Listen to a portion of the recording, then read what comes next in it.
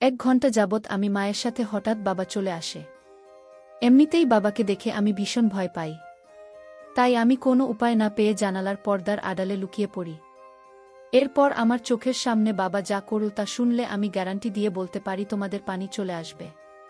তাই তোমাদের দুটি পায়ে ধরে বলি, এই গল্পটি শেষ পর্যন্ত দেখো। হ্যালো বন্ধুরা, কেমন আছো তোমরা সবাই? আমি তোমাদের সবার প্রিয় ফাহিমা আপু, তোমাদের জন্য নিয়ে এলাম একটা নতুন গল্প। আজকের গল্পটা শুনলে তোমাদের 100% হাত নাড়াতে হবে। প্রতিদিন নিয়মিত গোপাগপির গল্প পাওয়ার জন্য আর আমার সাথে কথা বলতে চাইলে আমার চ্যানেলটি সাবস্ক্রাইব করে নোটিফিকেশন বেলটি অল করে রাখুন। তো গল্পটি শুরু করা যাক।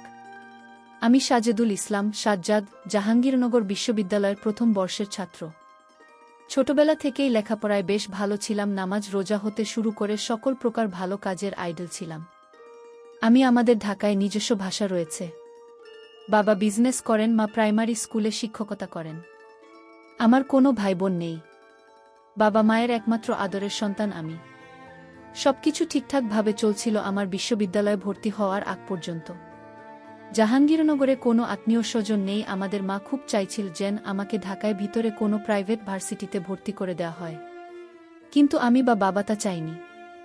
দুর্ভাগ্যবশত আমার ঢাকার কোথাও চান্স না হওয়ায় কারণে জাহাঙ্গীরনগরে ভর্তি হতে হয়। ভার্সিটি এলাকার কাছাকাছি একটা বাসা ভাড়া করে আমি আর আমার আরও 2জন ক্লাসমেট একসাথে থাকতে শুরু করি। প্রথম দিন থেকেই বুঝতে পারলাম আমার রুম এটা মোটেও সুবিধার নয়। একদিন টিভির ঘরে গিয়ে দেখি 2জন ভিডিও দেখছে। ডিভাইসগুলো আমার, কিন্তু আমাকে জিজ্ঞাসা করার প্রয়োজন। তারা মনে করেনি। আমি গিয়ে জিজ্ঞেস করলাম, কি হচ্ছে এসব? আরে দোস্ত, তুই কি লজ্জা পাইতেছোস নাকি ভদ্র সাজতেছোস? উল্টাপাল্টা ববি না, খবরদার। আমার জিনিসে আমার পারমিশন ছাড়া হাত দিলে হাত কেটে দেব তোদের কসম। মামারা কোর্স কেন? আচ্ছা আর ধরুন না। ভার্সিটিতে গিয়া খালি কম যেহেতু কিছু নেই, এই লাইগা তুই দেখো সাহা। লিজার সামনেই করলে তো তোর চান্সই নেই। আর হো হো হো, এসবে ভার্সিটি টান্স কেন? আচ্ছা যা করতে চাও কর, কিন্তু যা যেমন ছিল সেভাবে রাখবি। লিজা আমার ক্রাশ, ওকে আমি পড়ানোর ধান্দায় আছি। এটা লিজা ও জানে। ওকে মামা প্যারা নাই। এভাবেই শুরু। কৌতূহলবশত আমি ওদের সাথে দেখা শুরু করি। এসব নিয়মিত সময় ভালোই কাটে।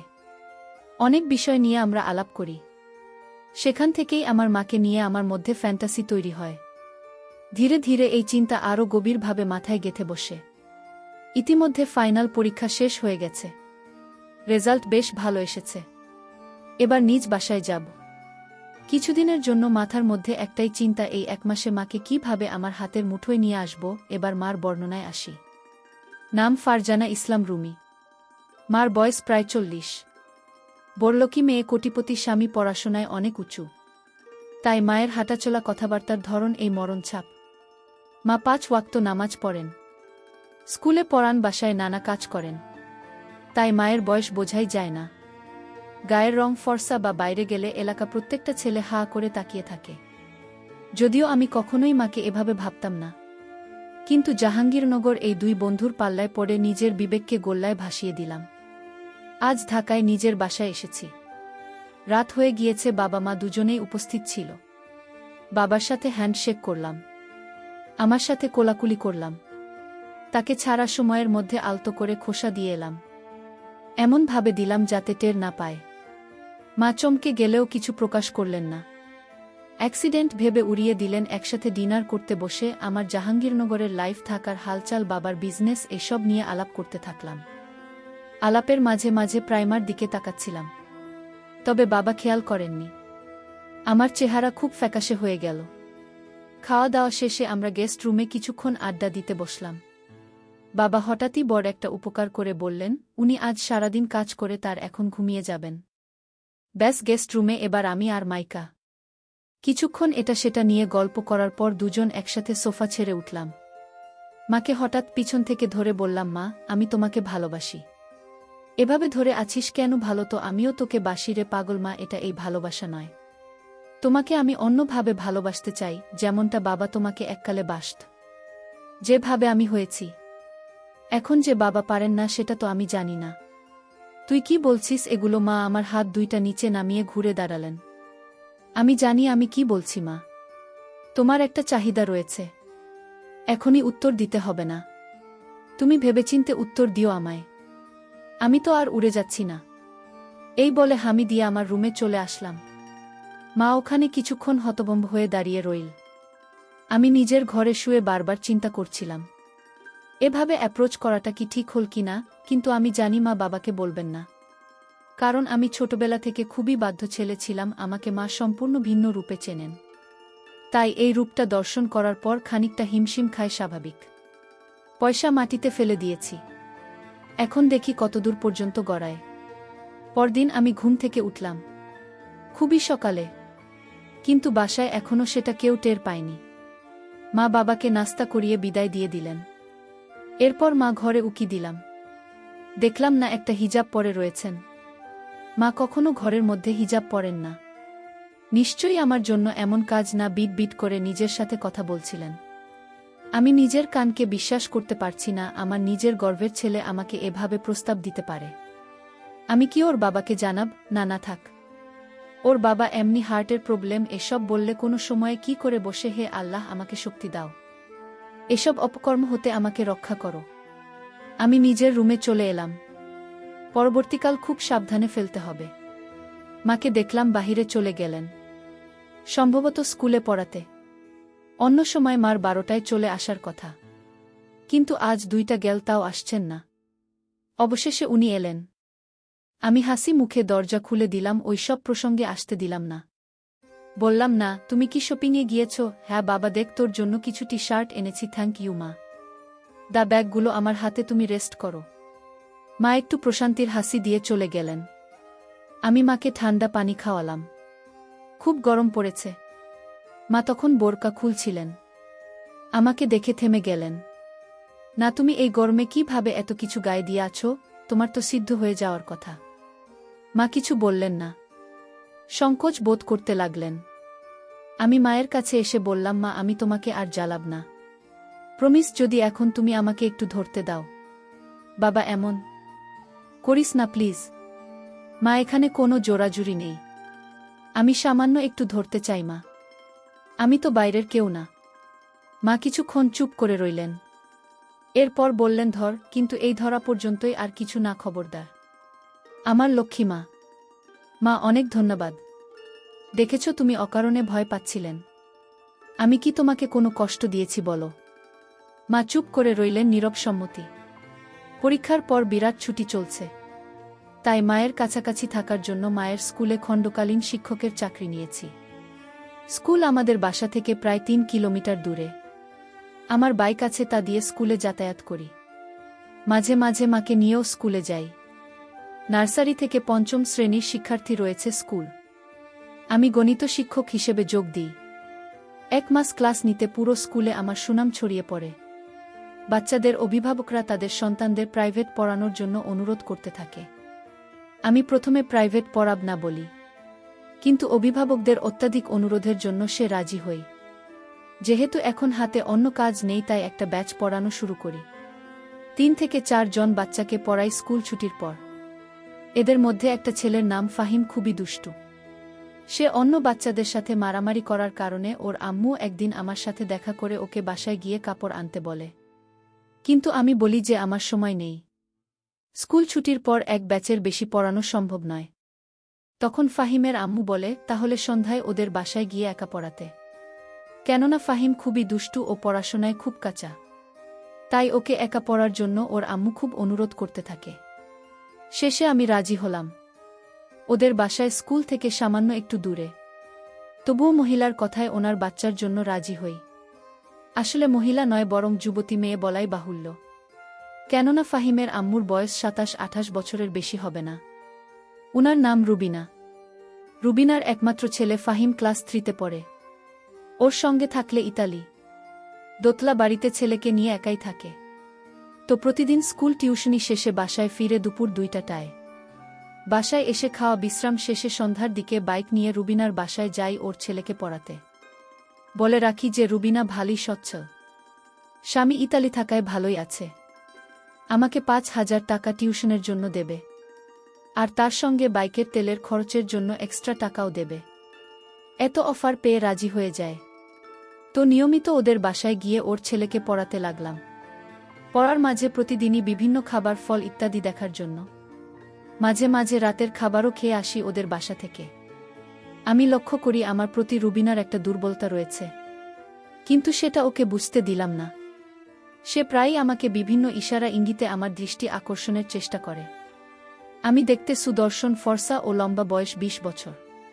যেহেতু রুবিনার স্বামী বিদেশ, তাই সে একা এবং আমি স্মার্ট একটা ছেলে। তাই আমার প্রতি ওর আকর্ষিত হওয়াটাই স্বাভাবিক। আমার বয়স 20 হলে আমাকে দেখতে প্রায় 24-25 বছরের যুবক মনে হয়, কেননা মুখে খোঁচা খোঁচা দাড়ি ও আমার সাজ্জাদ ব্যক্তিতে বড়দের মতো আচরণ ফুটে ওঠে।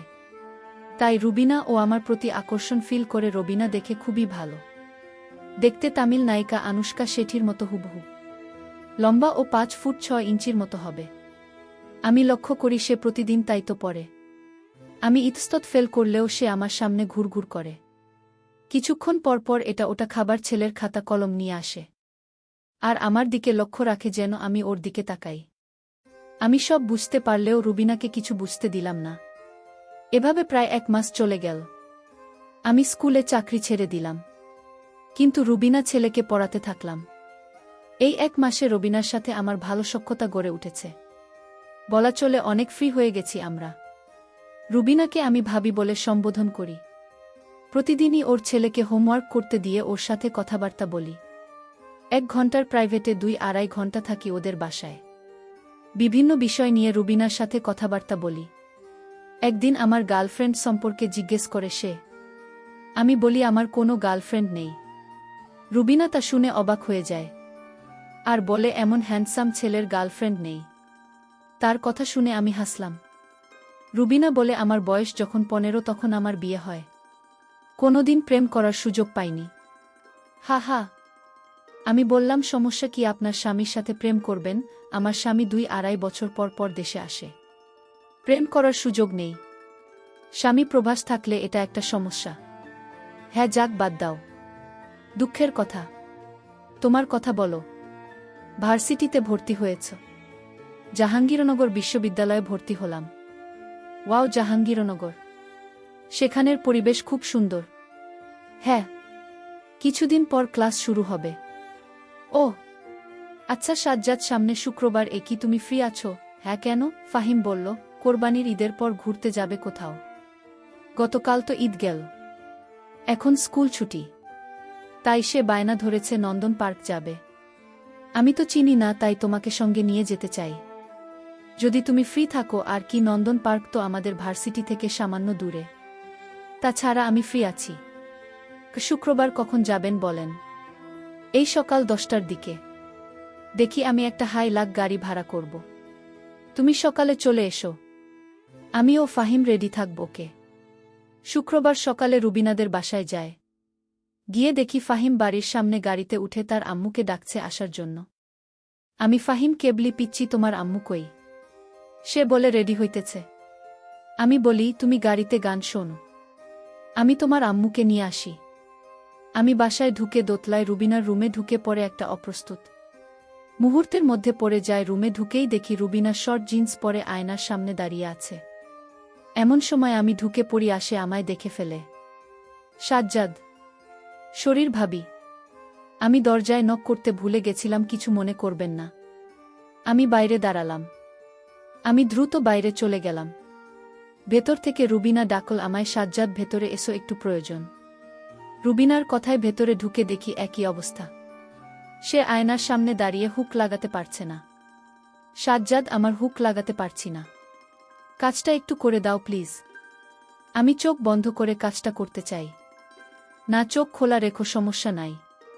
রুবিনার কাজটা করে দিয়ে আমি চলে যেতে লাগলাম। তখন রুবিনা পেছন থেকে হাত ধরে বসল। চেয়ার থেকে একটু তক্তা দেবে সাজ্জাদ? আমি ওর পলাতক তাদের জন্য ঘুরেছি, দেখি সে আমার দিকে ঘুরে দাঁড়িয়েছে। কেমন লাগছে আমায় সাজ্জাদ? আমি কিছু বললাম না, শুধু কিনলাম। আমি রুবিনাকে ও টপ দিয়ে পড়তে বললাম। রবিনা এইবার আমার হাতে টান দিয়ে আমাকে ওর উপর ফেলে দিল। দুজন বিছানায় পড়ে গেলাম।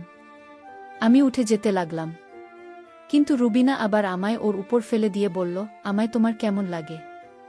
সাজ্জাদ, রুবিনা, এসব ঠিক না। সাজ্জাদ আই লাভ ইউ বলে রুবিনা শুরু করে দিল।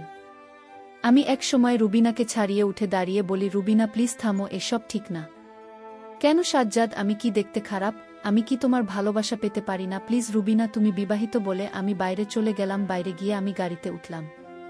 কিছুক্ষণ পরে রুবিনা গাড়িতে উঠল।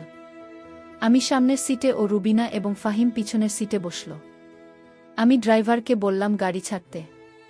গাড়ি চলতে লাগল। রুবিনার কোনো সারা শব্দ পেলাম না, দম মেরে বসে আছে। ফাহিম তবে গেম খেলছে। আমি সানগ্লাস চোখে দিয়ে গাড়ির লুকিং গ্লাস দিয়ে রুবিনার দিকে তাকালাম। দেখলাম মন ভার করে বাইরের দিকে তাকিয়ে আছে। আমরা সকাল 10:30টায় নন্দন পার্কে পৌঁছালাম। গাড়ি থেকে নেমে গাড়ি পার্ক করতে বললাম ড্রাইভারকে। আমি 3 জনের জন্য 3টা টিকিট কেটে আনলাম। ঈদের ছুটিতে প্রচণ্ড ভিড়ের। এখন আমি ফাহিমের হাত ধরে লাইনে দাঁড়ালাম, রুবিনা আমার পিছনে। এতক্ষণ আমাদের মধ্যে কোনো কথাবার্তা হয়নি। অবশেষে নন্দন পার্কের ভেতরে ঢুকলাম আমরা। ভেতরে ঢুকে বিভিন্ন রাইড নিতে লাগলাম। ভিড়ের মধ্যে লাইনে দাঁড়িয়ে রায় নেওয়া খুবই কষ্টসাধ্য। তবুও প্রায় 10-12টা রাইড নিলাম আমরা। ফাহিম দেখলাম খুব খুশি। রুবিনা মন ভার করে শুধু আমাদের সঙ্গ দিচ্ছে। দুপুরে একটা ক্যান্টিন থেকে সামান্য খাওয়া দাওয়া করলাম আমরা। ঘুরতে ঘুরতেই বিকেল হয়ে এলো। এমন সময় ফাহিম বায়না ধরল, ওয়াটার স্লাইডিং করবে ও পুলে গোসল করবে। তো কি আর করা, নেমে পড়লাম ওয়াটার কিংডমে। এক্সট্রা কোনো কাপড় না নেওয়ায় প্যান্ট পরে নেমে পড়লাম আমিও ফাহিম পুলে। ফাহিম ও রামুকে পুলে নামানোর জন্য পা ধরে টান মারার রুবিনা আমার উপর এসে পড়ে। আমি ওকে ক্যাচ করে ফেলি ও সরিয়ে বলি, কিন্তু সে কিছুই বলে না।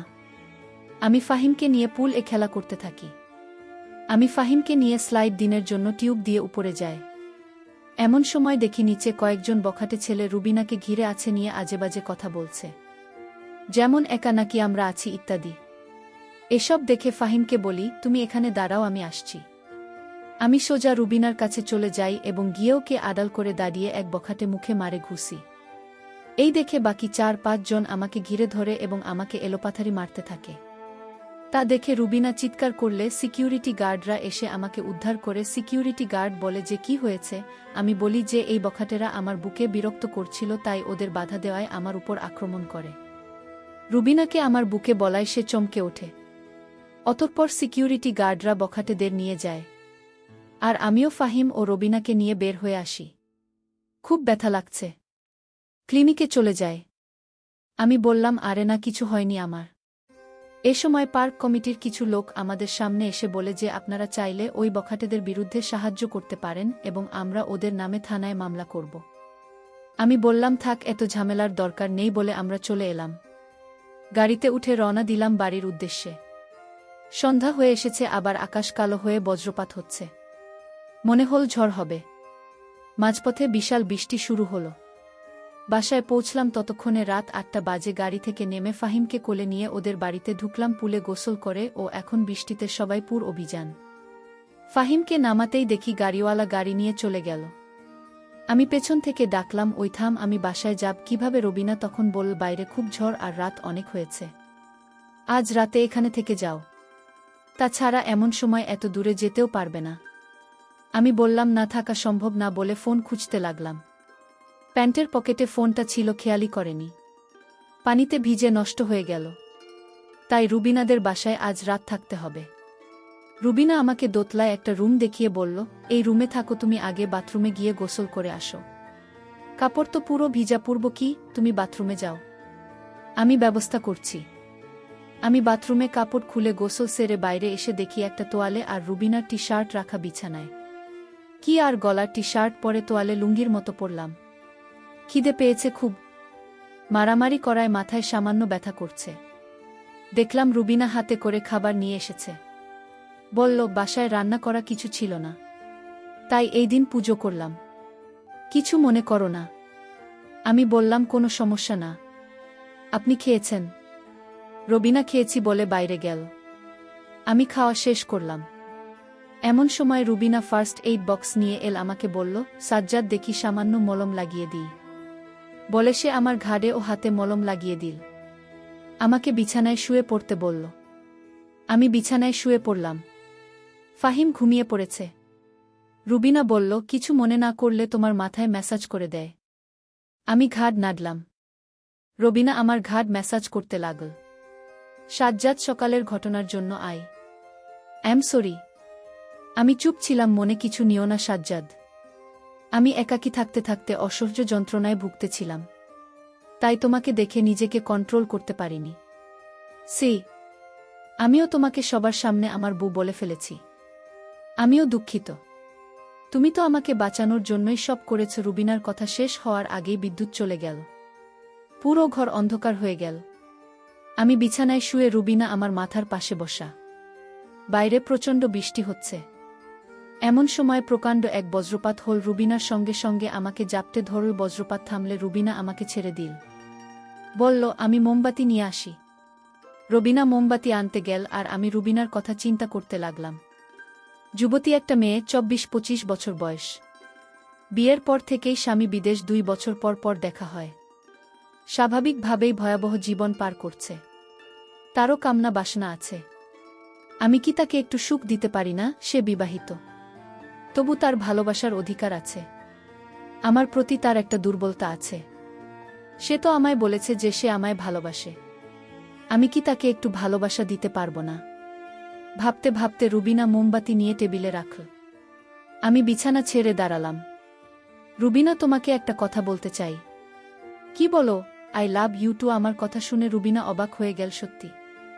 আমি রুবিনার সামনে এগিয়ে এলাম। আমার দুহাত দিয়ে ওর মুখে ধরে বললাম, হ্যাঁ, সত্যি আমি তোমাকে ভালোবেসে ফেলেছি। রুবিনা আমাকে বিছানায় ফেলে দিল। এদিকে তোমরা নিশ্চয়ই বুঝতে পারছো আমাদের মাঝে কি হয়েছিল। বাইরে তখন বৃষ্টির প্রকোপ আরও বেড়েছে। রাত 1-2টা হবে প্রায়। বিদ্যুৎ নেই বাসায়। মোমবাতিও নিভু নিভু করছে। এভাবে নির্ঘুম সারা রাত কাটল। ভোরে আমি রুবিনাকে বললাম, এখন চলে যাই, না হয় কেউ যদি জানতে পারে সমস্যা দুজনেরই। তুমি ঘুমাও। আমি এখন কিছুদিন ভার্সিটি নিয়ে ব্যস্ত থাকব। তাছাড়া মোবাইলটা জরিপের করতে হবে। তাই হয়তো 2-3 দিন যোগাযোগ হবে না। রুবিনার সাথে যোগাযোগ নেই প্রায় 4 দিন হল। ভার্সিটি নিয়ে খুবই ব্যস্ত হয়ে পড়লাম। অন্যদিকে মোবাইলটাও সার্ভিসিং করতে দিয়েছি। রুবিনা হয়তো আমাকে খুব মিস করছে, কিন্তু আমি মাকে রাজি করানোর চেষ্টায় আছি। এভাবে প্রায় 8-9 দিন চলে গেল। আগামীকাল শুক্রবার ছুটি। মোবাইলটা আজকে ঠিক হয়েছে। রাতে মোবাইল খুলে রুবিনাকে ফোন করলাম। রবিনা আমার উপর ক্ষেপে আছে। 9-10 দিন ধরে কোনো খবর নেই না তাই। অন্যদিকে ফাহিমের ও প্রাইভেট পড়ানো ব্যাঘাত হচ্ছে। আমি বললাম, এখন আমি ফ্রি আছি। কাল থেকে ফাহিমকে নিয়মিত পড়াতে পারব। আর রুবিনাকে ও দেখব। আজকের সন্ধ্যায় রুবিনাদের বাসায় গেলাম। ফাহিমকে প্রশ্ন দিয়ে চলে গেলাম রবিনের কাছে। সে ড্রেসিং টেবিলের সামনে বসে চুল আঁচড়াচ্ছিল। এতদিন পরে আমার কথা মনে হলো তোমার। সুরজিৎ, রুবিনা প্লিজ রাগ করো না। আমাকে তো একটা বার ফোনও দিতে পারতে। আহা, ফোন সার্ভিসিংয়ের দিয়েছিলাম। ওরা 1 সপ্তাহ লাগিয়ে দিয়েছে। তাই তো তোমার সাথে কথা বলতে পারিনি। তাছাড়া ভার্সিটি নিয়ে একটু বেশিই ব্যস্ত হয়ে পড়েছিলাম। আমি কথা বলার সময় রুবিনা আমার হাতে একটা ব্যাগ দিয়ে খুলতে বলল।